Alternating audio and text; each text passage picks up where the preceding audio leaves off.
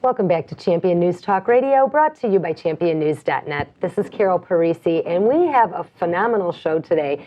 I hope you've been staying with us here, because we have Mr. Jack Roeser and Mr. Tom Roeser, and this is really an entrepreneurial legacy American dream show. We are talking about the history of OTTO and so much value that has been added to community and family, and this is a great show. I'm so excited to. I'm going to interrupt this thing a little bit, and I'm going to take some credit for bringing this guy up tough.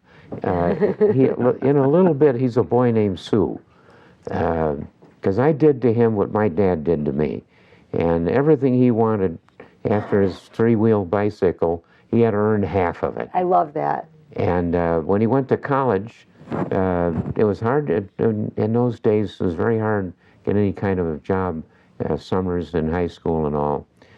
He even organized a crew to go in and clean a Ford dealership at night. And he got work because I required him to pay half of the cost of going to college. Really? Your father didn't pay for your college for you? That wasn't part of your entitlement program as being born to Jack Roeser? You know, about the time that I was going to college, entitlement was not even a word in the dictionary. Okay. Look it up. You know, Jack really has been a terrific father, and certainly those life lessons and things like giving back to the community, and he would say, I never took anything. Why should I give back?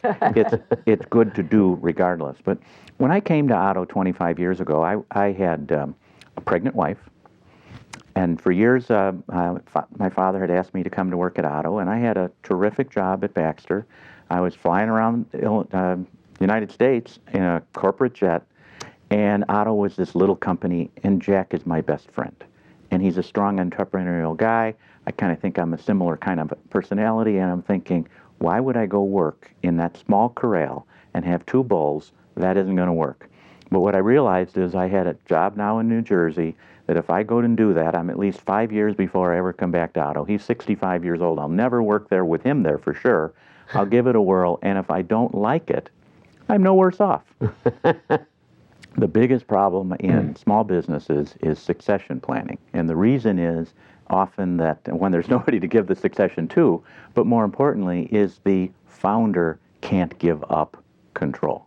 But our trust and his understanding of you can't have two bosses precipitated this to the point where I actually had a local business guy call me up one day and said, what did I do to affect such a good succession plan? And I said, I didn't do anything. This was Jack's way to understand that the employees need a good leader, and you can't have two bosses. Wisdom. There's another little thing along the way. The Brotherhood of Electrical Workers tried to organize this about 30 years ago. We'd grown up enough to be attractive to them. They give a guy that organizes you a big bonus, and he gets a vacation in Florida. So he spent a lot of time, and they wheeled out all the arguments they could and made a little bit of fuss. And anyway, the Brotherhood of Electrical Workers was trying to organize mostly ladies in our assembly inside for the Brotherhood. They weren't very sensitive, but they also didn't realize that we've got a good relationship with our employees. And I can tell you a joke, but it's not for public use.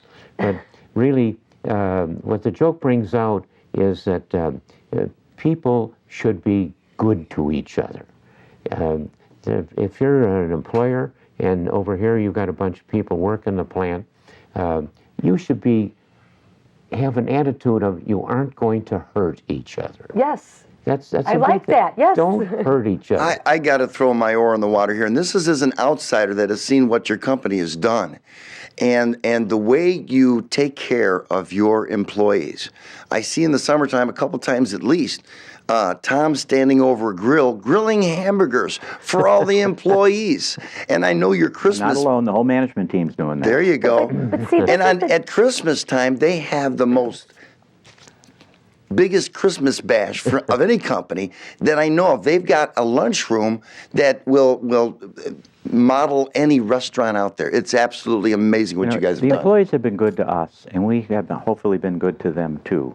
But one thing I'd like to, if we can move off into talking about, is some of the investments that have changed Carpentersville because of OTTO Engineering. Yes, I do want to talk about that, but to close this idea, the reason why you are successful is that what you said, Jack, the employees want to work with you because you lead by example and you appreciate them and respect them and the work they do, and they feel that. Now, they're seeing you develop the community around them. How many of your employees live in this area? Well, in this area is defined by Elgin and Crystal Lake and Carpentersville, East and West Dundee. Probably 80% of the 500 employees work there. I mean, some outliers from Naperville or Rockford. Right. But this is their community. And Carpentersville, I think, if you looked at the reputation of Carpentersville versus Lake Forest, you'd be at polar opposites. But Carpentersville has a lot going for it. And what we found when we came here was a town that had gotten very tired. And through the foreclosure crisis in the 2008 through now, it got very tired. And with the buildings around here going vacant, we had an opportunity to buy many of them, which was an investment in keeping the town from going south. But the employees saw that was an investment in their hometowns. We are going to talk more. Stay with us.